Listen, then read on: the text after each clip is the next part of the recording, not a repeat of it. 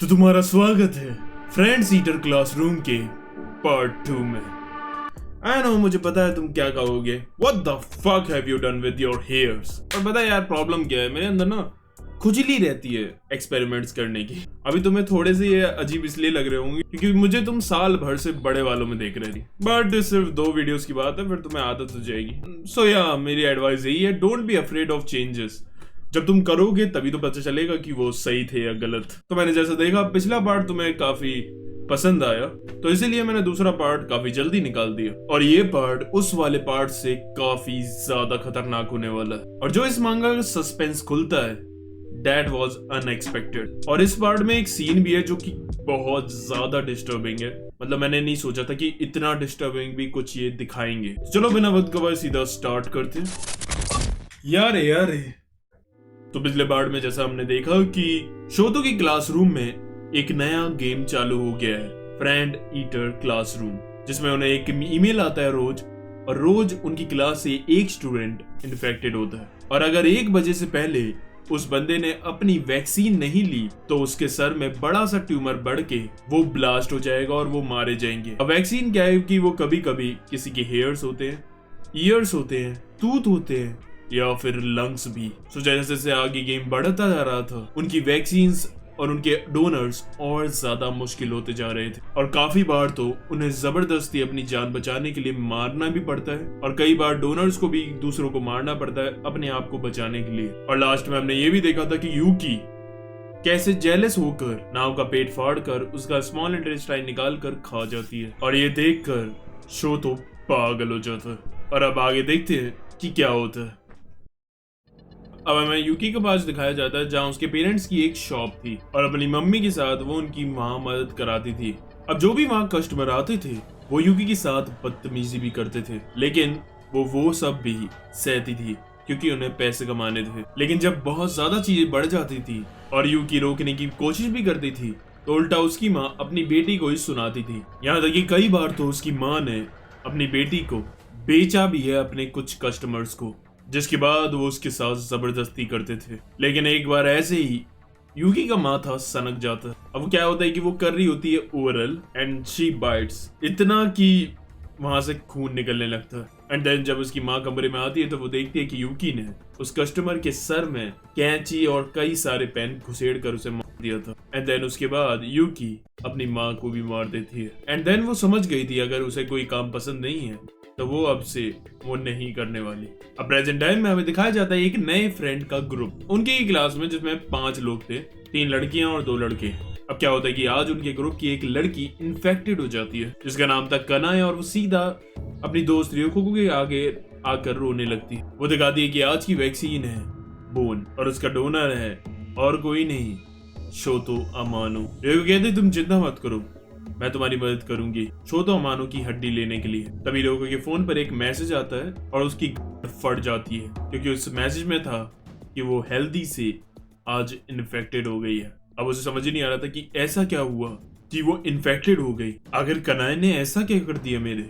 अब स्कूल जाते हैं तो उनके ग्रुप के बीच ये बात डिस्कस हो रही थी। रियोको कहती है शोतो ने हिरोकी को मारकर उसकी किडनी ली थी, तो अब उसे भी अपनी एक हड्डी देनी पड़ेगी इसे बचाने के लिए। और हाँ, अभी तक रियोको ने किसी को नहीं बताया था कि वो भी इन्फेक्टेड हो गई है। वो अपने सेल्फिश रीजन की वजह से सोच रही थी साला इन सब के साथ मिलकर शोतो को पकड़ेंगे और जो हड्डी हमें मिलेगी वो कनाए की जगह मैं यूज कर लूंगी। अब वो सब शोतो के पास जाने वाले थे, लेकिन तभी उनकी टीम की एक मेंबर एरी कहती है यार मेरे पेट में दर्द हो रहा है, मैं तो जा रही हूँ। लेकिन फिर कनाए आकर कहती है प्लीज यार हमारे साथ बस चलो।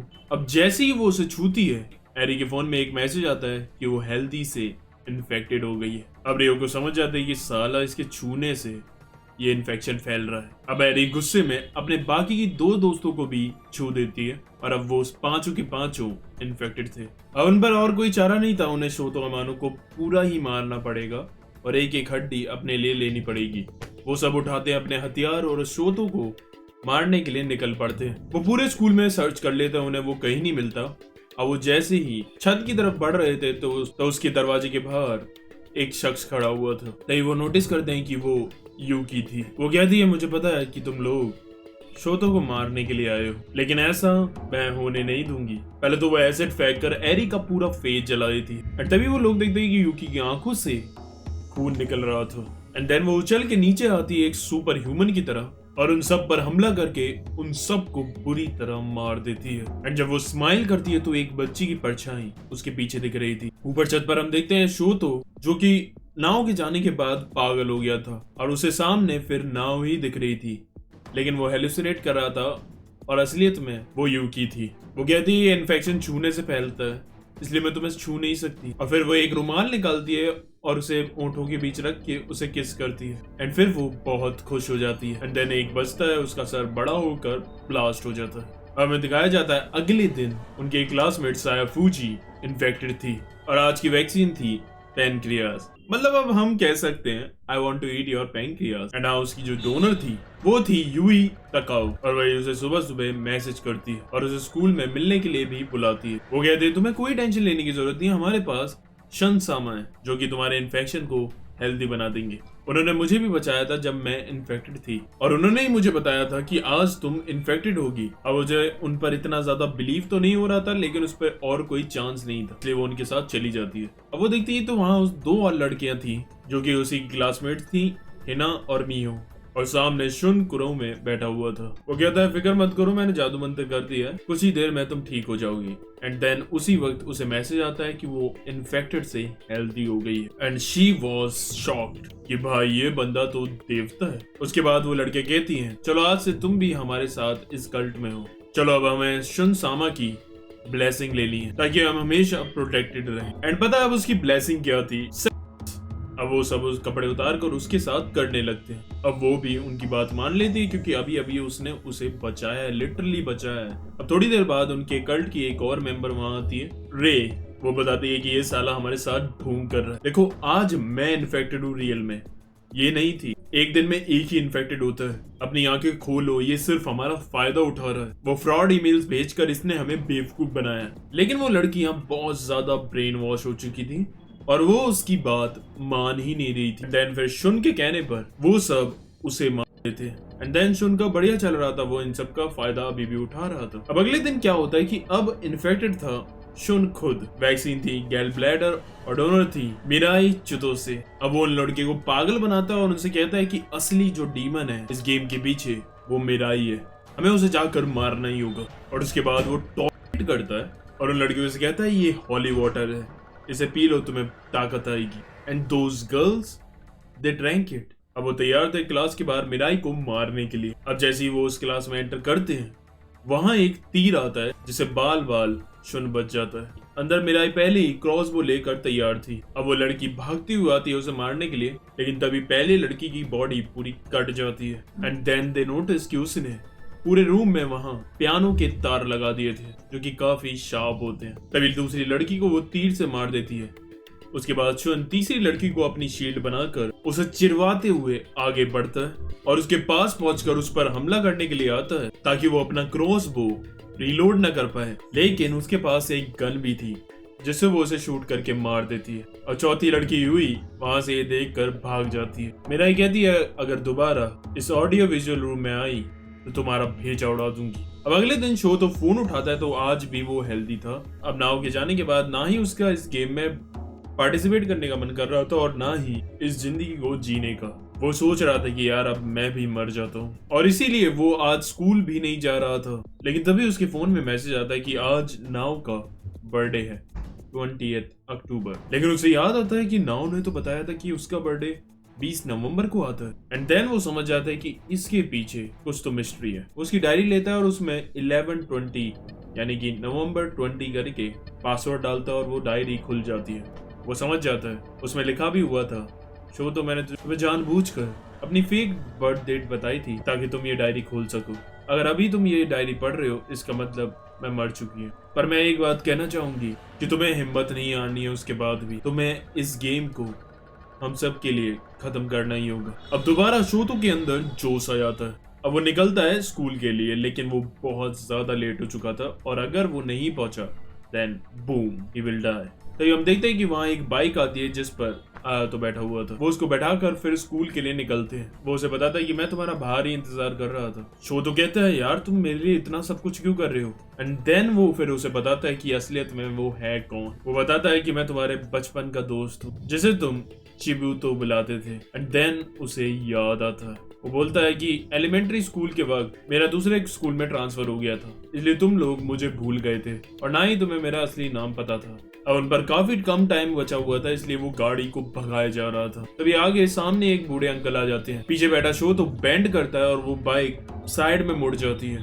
आया तो कहता है ये तुम क्या कर रहे हो। वो कहता है सामने देखो, सामने हमारा स्कूल है। अब क्या है कि उसका प्लान क्या था कि आगे ना एक चढ़ाई आती है, तो उसका प्लान था कि वो बाइक को उछाल कर सीधा वॉल को टापते हुए स्कूल में एंटर कर देंगे, क्योंकि अब उन पर सेकंड्स में टाइम बचा हुआ था पहुंचने के लिए सही टाइम पर स्कूल। एंड इसलिए वो ये रिस्क लेते हैं और फुल स्पीड में बाइक को हवा में ले जाते हैं और वो जैसे तैसे क्रैश करते हुए बाइक को वो टाइम पर स्कूल पहुंच जाते हैं। अब हम अंदर देखते हैं स्कूल में तो ताकियो, युवा और उनके साथ एक और लड़का था को। इन तीनों की एक टीम थी। टीम भी क्या, युवा ने दोनों को सेड्यूस करके कंट्रोल कर रखा था। अब ताकि उसे दिखाता है कि उसने एक डायनामाइट बॉम्ब तैयार कर दिया था और फिर ताकि उसे सेट करने के लिए बाहर चला जाता है। तभी एकदम से को युवा के ऊपर चढ़ जाता है और कहता है मुझे माफ करना पर आज मैं इन्फेक्टेड हूँ। फिक्र मत करो, ज्यादा दर्द नहीं होगा, बस मुझे तुम्हारा लेफ्ट ईयर चाहिए। अब युवा को पता था कि वो इसकी स्ट्रेंथ के सामने नहीं टिक पाएगी, इसलिए वो अपनी एक टेक्निक का इस्तेमाल करती है जिसमें वो सबसे अच्छी है, सेड्यूस करना। और वो फिर नाटक करती है कोई बात नहीं, तुम मेरा लेफ्ट ईयर ले सकते हो, वैसे भी मैं तुमसे प्यार करती हूँ। एंड देन वो सेड्यूस करते हुए उसके हाथ से उसका चाकू छीन लेती है और जब ताकि वो वहां वापस आता है तो देखता है कि कौन है उसे मार दिया था। वो कहती है इसने मुझे मारने की कोशिश की, इसलिए उससे पहले ही मैंने इसका काम तमाम कर दिया। अब मैं तुम पर भी भरोसा नहीं कर सकती हूँ, तुम्हें मेरा भरोसा जीतना होगा था क्यों फिर से। वो कहती है तुम्हें अपनी सबसे कीमती चीज डिस्ट्रॉय करनी होगी। वो कहता है ठीक है। अब हम दूसरी तरफ देखते हैं कि शोतो के फोन में ईमेल आता है कि 2 लड़कियां और मर गई हैं अभी। और जब वो जाकर उनकी लाश देखते हैं तो ऐसा लग ही नहीं रहा था कि इन्हें किसी ने गेम के लिए मारा था, और ऐसा लग रहा था किसी ने इन्हें बहुत ही बुरी तरह मारा है और इन दोनों के पेट फटे हुए थे। उन्हें ये देखकर तो पता चल जाता है कि किसी ने इन्हें गेम के लिए तो नहीं मारा। अब हम दूसरी तरफ देखते हैं तो ताकि सोच रहा था कि उसकी सबसे कीमती चीज कौन सी होगी।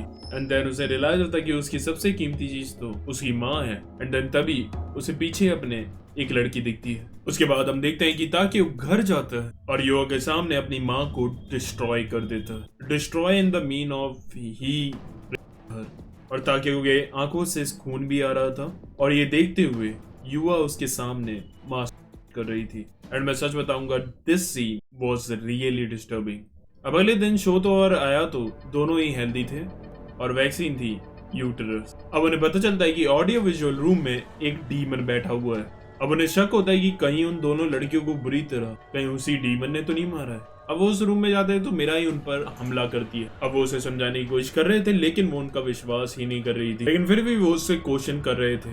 एंड देन वो बताती है ये सेकंड टाइम है जब वो ये फ्रेंड ईटर्स गेम खेल रही है। इससे पहले वाले स्कूल में भी उसने ये गेम खेल रखी है और उसके सारे क्लासमेट्स मारे गए थे, वही अकेली थी जो सरवाइव कर पाई। She was the winner. अब वो इतने उससे कुछ पूछते, उसे नोटिस करते हैं कि साइड में वो ताकियो का डायनामाइट रखा हुआ था और वो जल रहा था। अब शोतो उसे जल्दी से हाथ से उठाकर पीछे को फेंक देता है एंड देन वो ब्लास्ट होता है जिसमें शोतो की पीठ जल जाती है। और तभी वहां युवा और ताकियो आते हैं। युवा कहती है मेरी कोई दुश्मनी नहीं है यार तुमसे, मेरा ही, बट क्या करूं, आज तुम मेरी डोनर हो, मुझे तुम्हारा यूट्रस चाहिए। अब मीराई आयातो से कहती है शोतो को लेकर यहाँ से निकल जाऊं, मैं इन दोनों को संभाल लूंगी। अब वो गन से उसे शूट करने वाली होती है लेकिन ताकियो उसके सामने आ जाता है, इसलिए फिर वो ताकियो को शूट करती है उसके पैर पर, लेकिन उसके बाद भी वो गिरता ही नहीं है और अब ताकियो की आंखों से खून निकलने लगता है and he became like a super human. और ये देखकर मीराई हैरान हो जाती है और फिर वो भागकर उस पर हमला करने के लिए आता है लेकिन वो एक लात खींच कर मारती है और उसे साइड में कर देती है। फिर युवा भी आती है उस पर हमला करने के लिए लेकिन वो गन से उसे शूट कर देती है। अब बम के ब्लास्ट है, उस रूम में आग लग चुकी थी इसलिए मिराई वहां से निकल जाती है उन दोनों को छोड़कर। फिर ताकि कहता है कोई बात नहीं, चलो कम से कम मैं अपने आखिरी टाइम में तुम्हारे साथ हूँ युवा। फिर उस पर एक डायनामाइट बचा हुआ था जिसमें वो आग लगाकर युवा और खुद को उड़ा लेता है। अब शोरो की पट्टी वट्टी करके मिराई उन्हें अपने साथ अपने पुराने वाले स्कूल में ले जाती है। अब वो दिखाती है कि रोड के सामने उसका स्कूल पूरा डिस्ट्रॉय हो चुका था। लेकिन ताज्जुब की बात पता क्या थी कि अगर वो किसी और से पूछते थे कि उन्हें यहाँ कोई स्कूल टूटा हुआ दिख रहा है, तो उन लोगों को वो दिख ही नहीं रहा होता था। सिर्फ उन तीनों को ही वही टूटा हुआ स्कूल दिख रहा था। यानी कि जो भी फ्रेंड ईटर गेम के पार्टिसिपेंट्स हैं, सिर्फ उन्हें ही वो स्कूल टूटा हुआ दिख रहा था। फिर वो उसके अंदर जाकर सर्च वर्च करते हैं कि कुछ मिल जाए। तभी वो देखते हैं कि वहाँ स्टूडेंट्स का लॉकर था जिन पर स्टूडेंट्स के नाम लिखे हुए थे। वो देखकर आया तो शॉक हो जाता है। वो कहता है शायद इस गेम की मिस्ट्री अब सॉल्व होने वाली है। अब आया तो और शो तो मिराई को ले जाते हैं अपने रूम पर और उसे फोटो दिखाते हैं जो उन्होंने उसकी क्लास के लॉकर रूम से खींची थी, जिस पर स्टूडेंट्स के नाम लिखे हुए थे। एंड देन उसके बाद वो अपने बचपन की फोटोज दिखाते हैं अपने दोस्तों के साथ। और ये देखकर मिराई हैरान हो जाती है कि ये तो वही स्टूडेंट्स है जो मेरी क्लास में थे। ये कैसे हो सकता है? शो तो बताता है मैं समझ गया, ये सारे बच्चे हमारे ड्यूमैन अपार्टमेंट के हैं जहां हम पहले रहते थे। मैंने सर्च किया और पता चला जितने भी लोग इस ईटर गेम में थे वो ज्यादातर ड्यूमैन अपार्टमेंट में ही रहते थे। यानी कि वहीं कुछ मिस्ट्री है। और एक और बात, वहां उधर एक फूड फैक्ट्री भी थी जहां पर हमारे पेरेंट्स काम करते थे और सारे बच्चों को वहां जाना मना था। मुझे लगता है कि उस फैक्ट्री में ही कुछ मिस्ट्री जरूर है। मुझे लगता है आज के गेम के खत्म होने के बाद हमें उस फैक्ट्री में जाकर वो देखना चाहिए। फिर शो तो ये भी बताता है कि यार इस फोटो में ना मुझे एक लड़की दिख रही थी लाल ड्रेस में, लेकिन फिर वो कुछ देर बाद अपने आप ही गायब हो गई। आया तो कहता है सही कह रहे हो तुम, ऐसी कोई लड़की जरूर थी जो वहां रहती थी, क्या पता वही उस सब के पीछे हो। अब दूसरी तरफ हम देखते हैं कि हमागुची गैंग के जो तीनों बंदे बचे हुए थे वो नागुमो को किडनैप करके उसके साथ जबरदस्ती करने की कोशिश करते हैं। तभी दूसरी तरफ शोतो और बाकी सब वो नागामो को ढूंढ रहे थे, लेकिन फिर उन्हें ईमेल आता है 3 और बंदों का मरने का। वो देखते हैं कि वो 3 वही थे हमागुची की गैंग के बंदे और उन्हें वैसे ही बुरी तरह फाड़ा गया था। हमें दिखाया जाता है कि वहाँ असलियत में हुआ क्या था। नागुमो के आंखों से खून आने लगता है और वो एक प्रॉपर डीमन बन जाती है और वो उन सबको वैम्पायर की तरह चीर रही थी। यानी कि वो नागुमो थी जो वो बुरी तरह स्टूडेंट्स को चीर रही थी बीच बीच में। फिर मिराई शोतो और आयातो को बताती है कि ऐसा हो सकता है कि नागुमो एक बीस्ट बन गई हो और उसने ही ये किया हो, क्योंकि अब वैसे भी हमारी क्लास में अब बचा ही कौन है, बस हम 3 नागुमो और वो 3 लड़के थे जो अभी मारे गए। वैसे भी पता ही क्या है, पिछले गेम में भी ये हुआ था कि लास्ट में आते आते कुछ स्टूडेंट्स के आंखों से खून निकलने लग जाता था एंड वो एकदम से जानवर बन जाते थे और उनके पास एक सुपर स्ट्रेंथ भी आ जाती थी। शोतो को याद आता है कि ऐसा ही यूकी के साथ भी हुआ था जब उसने उसकी जान बचाई थी। अब एक बच गया था तो वो सोचते हैं कि हमें यहाँ से निकलना चाहिए, अगर यहाँ रुके तो नागुमो हमें भी उड़ा देगी। अब वो जाते हैं सीधा फैक्ट्री। अंदर शोतो को कोई दिख रहा था, इसलिए वो ऊपर मशीन पर जाकर चढ़ जाता है, लेकिन तभी वो मशीन चलने लगती है और वो मांस काटने की मशीन थी। तभी आया तो आकर उसे ऊपर से पकड़कर बचा लेता है और जो मिराई थी उसने उस मशीन की वायर काट दी थी, लेकिन उसके बाद भी वो मशीन बंद ही नहीं हो रही थी। फिर वो वायर नीचे देकर उन दोनों को जैसे तैसे बचा लेती है। तभी वो नीचे देखते हैं तो उनके नीचे कई सारी हड्डियां पड़ी हुई थी। तभी अचानक से वहाँ खिड़की के कांच टूटने लगते हैं। अब उनकी फट जाती है और वो वहाँ से जल्दी निकल जाते हैं, लेकिन शो तो कुछ हड्डियों के टुकड़े वहाँ से ले आया था और वो उसे आयातो को दे देता है। अब वो अगले दिन आयातो जाकर उसे हॉस्पिटल में चेक कराता है और अगले दिन उन्हें बताता है कि वो हड्डियां असलियत में इंसानों की थी। और मुझे रिसर्च करने के बाद ये भी पता चला है कि उस टाइम पर ड्यूमैन फैक्ट्री काफी बिजनेस लॉस में चल रही थी, इसलिए उन्होंने पैसा कमाने के लिए क्राइम का भी सहारा लिया था और उसमें उन्होंने काफी लोगों को भी मारा था। अब सबूत मिटाने के लिए उन्होंने उन लोगों को अपनी फूड वाली मशीन में उनका कीमा बनवा कर खत्म करवा दिया था। तो कहता है अच्छा, तो इसीलिए हमारे पेरेंट्स हमें मना करते थे वहां आने से। अब अगले दिन सुबह होती है, 5 बजते हैं और उन्हें मैसेज आता है। तो वो तीनों के तीनों हेल्दी थे और वैक्सीन थी आज हर्ट। अब वो तीनों के तीनों हेल्दी थे तो इसका मतलब है कि अब बची नागुमो जो कि इन्फेक्टेड होगी। अब वो सब ले लेते हैं हथियार और जाते हैं नागुमो को हंट करने के लिए। और वो विंडो से आकर क्लास में एक डिमोनिक एंट्री मारती है। मिराई उस पर हमला करके उसकी आंख कुचल देती है, लेकिन वो आराम से अपनी आंख उसमें से निकालकर फिर से अटैच कर लेती है। Now she is not a human. अब वो सब उसे मारने की कोशिश कर रहे थे, लेकिन वो उन पर भारी पड़ रही थी। तभी उसे 1 सेकंड के लिए होश आता है और वो बात करती है शोतो से, लेकिन फिर से वो बदल जाती है और उस पर हमला करने के लिए आ रही थी। तभी आया तो उस पर रॉड से खींचकर हमला करता है, जिससे वो खत्म हो जाती है।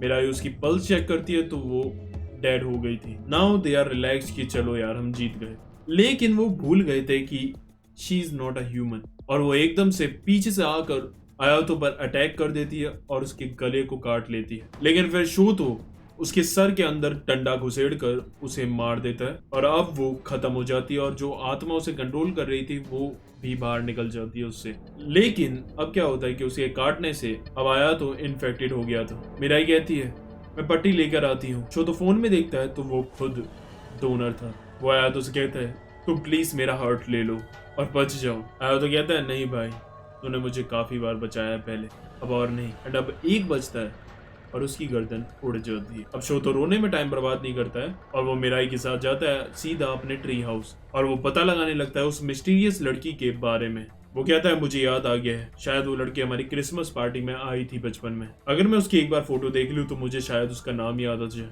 अब वो चेक कर रहे थे तभी मिराई का हाथ कट जाता है और वो पानी से उसे धोने के लिए बाहर जाती है तो वहां वो लड़की आकर उसे पकड़ लेती है एंड देन फिर वो उसकी बॉडी को काबू करके शोतो के हार्ट में तलवार को सेड़ देती है। लेकिन नाव की डायरी उसकी जेब में रखी हुई थी इसलिए वो बच जाता है। फिर उस साइड में देखता है तो उसे वो उस लड़की की फोटो मिल जाती है। अब वो उस फोटो को उठाकर मिराई की गर्दन को दबोच लेता है और उसकी फोटो को देखकर उसे उसका नाम याद आ जाता है। लेकिन तभी मिराई का सर एकदम से उड़ जाता है और उसकी जगह उस लड़की का चेहरा आ जाता है और वो उसे काट लेती है। शोतो कहता है योर नेम इज बेनिको शोजो। और अब हमें दिखाई जाती है उस लड़की की कहानी जो ये सब कुछ कर रही थी। वो लड़की उसी अपार्टमेंट के इलाके में रहती थी एक टेंट लगाकर, क्योंकि वो काफी गरीब थी और वो अनाथ भी थी, उसका कोई नहीं था। अब उसे क्रिसमस पार्टी पर दूसरे पेरेंट्स ने इनवाइट किया था बिकॉज उसका कोई नहीं था, बट दूसरे जो बच्चे थे वो उसे बिल्कुल पसंद नहीं करते थे और काफी ज्यादा उसे बुली करते थे और ना ही वो उसे अपने साथ खिलाते थे और वो बाहर बैठ कर बस उनका गेम देखते थे जिसमें वो एक दूसरे को छू कर इन्फेक्टेड कहते थे। जैसे हम वो गेम खेलते थे बर्फ पानी या पकड़म पकड़ाई में, वैसे ही ये गेम था। अब तो मैं रियलाइज हो रहा है कि उसने कहाँ से वो इन्फेक्टेड और हेल्दी वाला चीज सीखी। उसने यही गेम देखकर ये सारी चीजें सीखी थी। अब उसे बुली करते हुए दूसरी लड़कियां कभी उसके बाल काट देती, कभी कुछ लड़के उसका जबरदस्ती दांत निकाल लेते थे, लेकिन इसके बाद भी वो स्माइल करती थी क्योंकि उसे लगता था कि यही खेल है बिकॉज उसने कभी कोई गेम खेला ही नहीं था। वो इतने में ही खुश थी कि वो दूसरों के साथ इन्वॉल्व थी। लेकिन फिर एक दिन जब वो घूमते घूमते उस फैक्ट्री में पहुंचती है तो वहां 2 एडल्ट उसके साथ जबरदस्ती उसका रेप कर देते हैं, जिसके बाद वो कहती है अब इसके बाद हम क्या खेलेंगे। अब ये सुनकर वो लोग हैरान हो जाते हैं कि क्या बच्ची है ये। एंड देन वो उसे बांधकर उस पीसने वाली मशीन में जिंदा पीस देते हैं। एंड देन फिर वो हमें बताया जाता है कि जो वो लाश पीस रहे थे वहां रहने वाले अपार्टमेंट के लोग आते थे। You know it's a food factory और उनका बिजनेस भी नहीं चल रहा था, तो वो साले हरामी जिसको भी मारते थे या जिसको भी पीसते थे वो ह्यूमन का मीट अपने फूड में पैक कर करके उन सबको दे रहे थे और उन्होंने इस लड़की बेनिको का कभी मीट खाया था, यानी कि उसका एक एक बॉडी पार्ट हर एक बंदों के अंदर था, जिससे वो उनके साथ ये गेम खेल पा रही थी और उनकी बॉडी को भी मैनिपुलेट कर पा रही थी। एंड अब शोतो को रियलाइज होता है और वो कहता है सॉरी यार, मैंने कभी देखा ही नहीं कि तुम्हारे साथ इतना ज्यादा बुरा हुआ था। एंड देन उसे ये भी रियलाइज होता है कि ये जो वो खेल रही थी ये उसके लिए सिर्फ एक गेम ही था, वो सिर्फ हमारे साथ एक गेम खेलना चाहती थी बस। एंड देन फिर उसकी आत्मा गायब हो जाती है। एंड देन कुछ दिनों बाद हमें दिखाया जाता है कि शोतो हॉस्पिटल में एडमिट था and he was the only survivor in his class. And then तभी उसे एक आवाज आती है एंड जब वो दरवाजे की तरफ देखता है तो वहां वही लड़की खड़ी हुई थी और उसे पूछ रही थी what are we going to play next. और यही ये मांगा खत्म हो जाती है। तो कमेंट करना तुम्हें ये मांगा कैसी लगी, क्या चीज इसमें तुम्हें सही लगी और क्या चीज तुम्हें इसमें बेकार लगी। और हाँ ये भी बताना कि अगली मांगा मैं कौन सी पकड़ूं। और अगर तुम्हें ऐसी डार्क और डिस्टर्बिंग मांगास पसंद है तो तुम इधर क्लिक करके देख सकते हो, और अगर तुम्हें थोड़ा साइंस फिक्शन वगैरह वाली चीज कुछ देखनी है तो तुम यहाँ क्लिक करके देख सकते हो। आज के लिए बस करते हैं। आरेगा तुम।